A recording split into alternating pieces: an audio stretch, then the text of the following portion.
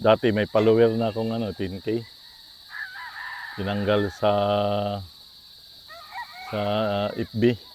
Maraming restriction eh. Nagpo-post ako dati ng mga laban namin sa iba-ibang sabungan. Yun. Natanggal yung page namin. Kaya bago na tong page ko na ngayon, itong Tower Green Farm. Follow lang kayo at saka mag-subscribe. Kasi by this coming September, magpa-raffle ako ng apat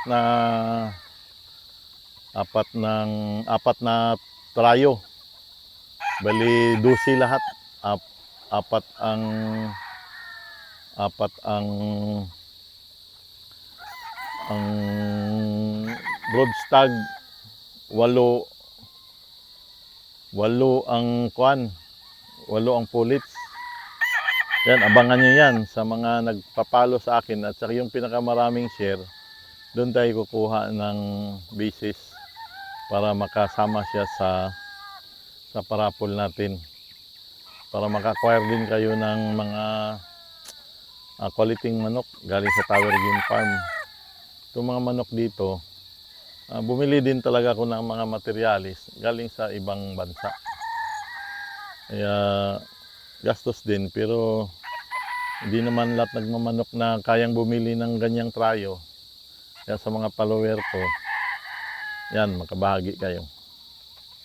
Yun lang pangako ko sa inyo na para makashare din kayo. Namamalo naman yung manok ko rin dito. Kung magtanong kayo kung naka-champion na kami, marami na rin champion. Pero mahirap magsalita eh. Ganun talaga.